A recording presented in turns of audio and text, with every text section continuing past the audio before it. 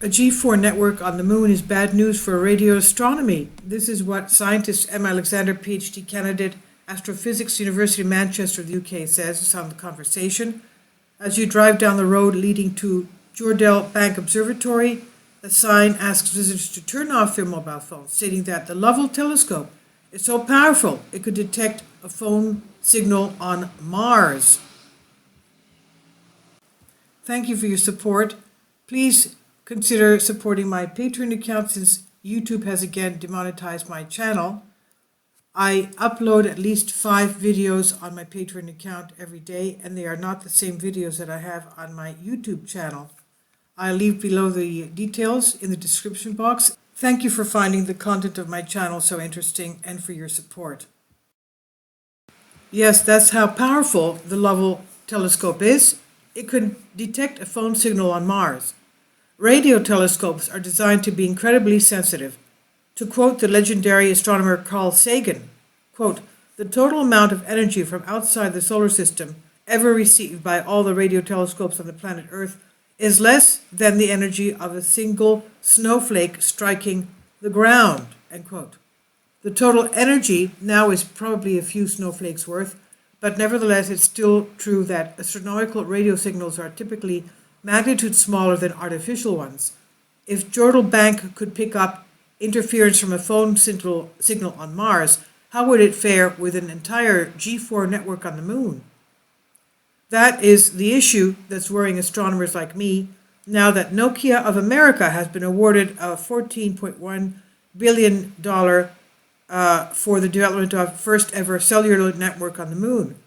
The LTE 4G network will aim to facilitate long-term lunar habitability, providing communications for key aspects such as lunar rovers and navigation. We're talking, of course, also about the human colonies that will be set up.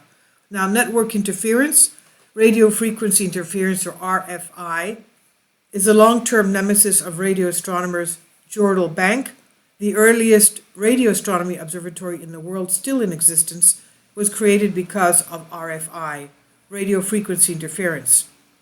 Sir Bernard Lovell, one of the pioneers of radio astronomy, found his work at Manchester hampered by RFI from passing trams in the city, and he persuaded the university's botany department to let him move to their fields in Cheshire for 2 weeks. He never left. Since then, radio telescopes have been built more and more remotely in an attempt to avoid RFI, with the upcoming Square Kilometre Array SKA telescope being built across remote areas of South Africa and Australia. This is it that we're seeing here. This is the G4 network, Africa SKA, mid-dishes in Africa. Now, it helps to cut out many common sources of RFI, including mobile phones and microwave ovens. However, ground-based radio telescopes cannot completely avoid space-based sources of RFI, such as satellites or a future lunar telecommunication network.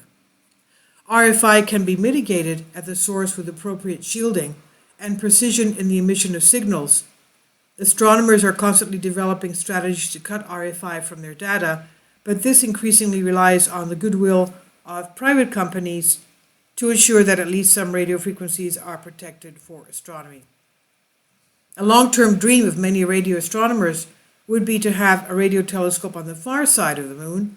In addition to being shielded from Earth-based signals, it would also be able to observe at the lowest radio frequencies, which on Earth are particularly affected by a part of the atmosphere called the ionosphere. Observing at low radio frequencies can help answer fundamental questions about the universe, such as what it was like in the first few moments after the Big Bang. The science case has already been recognized with the Netherlands-China Low-Frequency Explorer, a telescope repurposed from the Kwekio relay station sent to the moon in the Chang 4 mission. NASA has also funded a project in the feasibility of turning a lunar crater into a radio telescope with a lining of wire mesh. Now, it's not just 4G. Despite this interest in these radio projects, NASA also has its eye on commercial partnerships. Nokia is just one of 14 American companies NASA is working with in a new set of partnerships worth more than $370 million for the development of its Artemis program, which aims to return astronauts to the moon by 2024. The involvement of private companies in space technology is not new, and the rights and wrongs have been long debated. Drawing possibly the most attention has been SpaceX's Starlink satellites, which caused a stir amongst astronomers after their first major launch in 2019. Images quickly began to emerge with trails of Starlink satellites cutting across them, often obscuring or outshining the original astronomical targets. Astronomers have had to deal with satellites for a long time, but Starlink's numbers and brightness are unprecedented, and their orbits are difficult to predict. These concerns apply to anyone doing ground-based astronomy, whether they use an optical or a radial telescope. A recent analysis of satellite impact on radio astronomy was released by the SKA organization, which is developing the next generation of radio telescope technology for the Square Kilometer Array, SKA.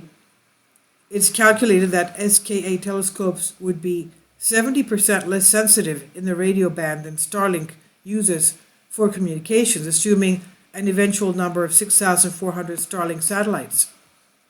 As space becomes more and more commercialized, the sky is filling with an increasing volume of technology. That's why it has never been more important to have regulations protecting astronomy, to help assure that, as we take further steps into space, we'll still be able to gaze at it from our home on Earth.